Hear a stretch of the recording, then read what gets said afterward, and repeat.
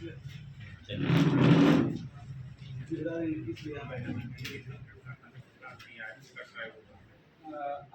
जो बैठक यहाँ पर हुई है, कल हसदेव अरण्य में बक्सा का जो एक्सटेंशन 2 फेज में जो कटाई जो हो रहा है, इस पर अनुसूचित जनजाति आयोग ने 30/5/2024 को एक स्थगन जारी किया था।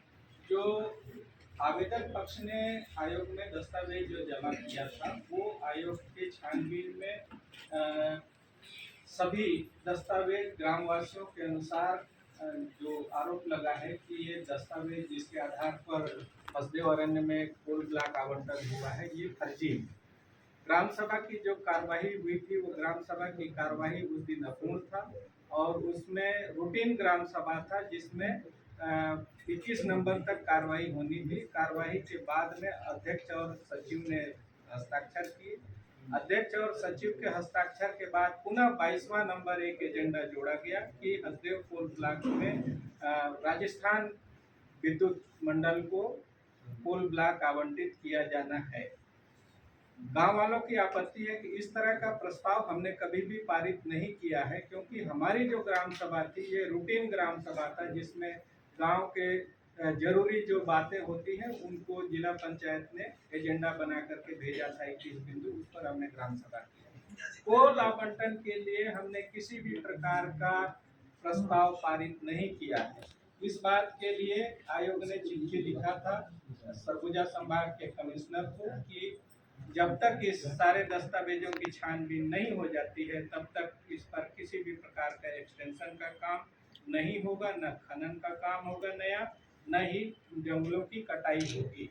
लेकिन उस आदेश की अवहेलना करते हुए कल दिनांक जो पिछला जो दिनांक था, उस दिनांक पर पुनः वनों की कटाई हुई है। इसलिए आयोग यहाँ चल कर के आया है और अभी कमिश्नर को हमने पुनः उसकी कॉपी उपलब्ध कराया स्थगन का, और हमने बोला है कि उस वनों की कटाई को रोकी जाए जब तक कि इसके दस्तावेज की परीक्षण नहीं हो जाती है। कल अगर आप हम इसका छानबीन करा देंगे, अगर आवेदक पक्ष की बात गलत पाई जाती है तो आप कटाई करा सकते हैं, एक्सटेंशन करा सकते हैं।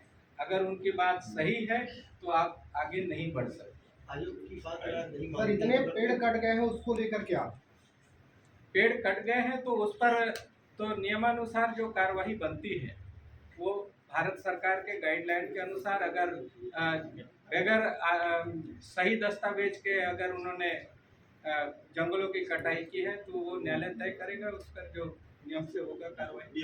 स्थानीय जनसमूह और जो भी समूह है, खासकर छत्तीसगढ़ प्रदेश, यहाँ तक कि भारतवर्ष में भी इसका विरोध किया जा रहा है। हाँ, आगे की क्या कार्रवाई और रणनीति रहेगी इस मुद्दे को लेकर?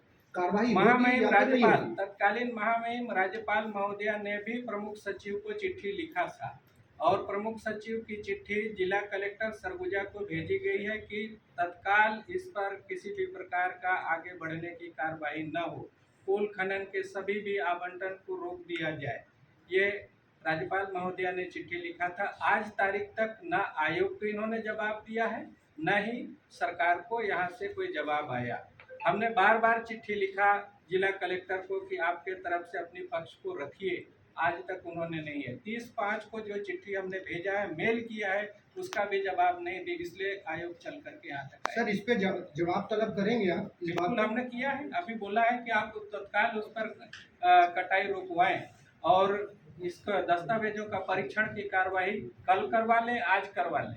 हमने उनको बोल दिया है मैं वापस नहीं जाऊंगा, यहीं बैठ करके सारे दस्तावेजों की छानबीन में कराऊंगा, आप सहयोग करें। तो चिट्ठी की बातें शुरू से चल रही थी सर, तो आखिर पेड़ कटे, जबकि लगातार वहां से पत्रों के माध्यम से सूचना दी जा रही थी। अब क्या होगा सर? पेड़ तो कट गए, पेड़ और पत्रों का भी उन्होंने सही जवाब नहीं दे रहे हो। तो वो तो जिसने जवाब नहीं दिया है उनसे आपको पूछनी चाहिए कि आपने इस तरीके के राज्यपाल महोदया ने जो चिट्ठी लिखा है उसका जवाब क्यों नहीं दिया, आयोग ने जो चिट्ठी लिखा है उसका जवाब क्यों नहीं दिया। हम तो उनसे अभी पूछे हैं और मैं अभी भी कह रहा हूँ कि आपको आदेश तो देना पड़ेगा वनों की कटाई को रोकने के लिए। सर, अगर कटाई नहीं रुकी तो आगे क्या करेंगे आप? आज नहीं रुकी जो नियमानुसार कार्रवाई होता है हम लिखेंगे, राज्यपाल को पुनः मैं चिट्ठी लिखूंगा कि आयोग के आदेश की अवहेलना इन्होंने किया है।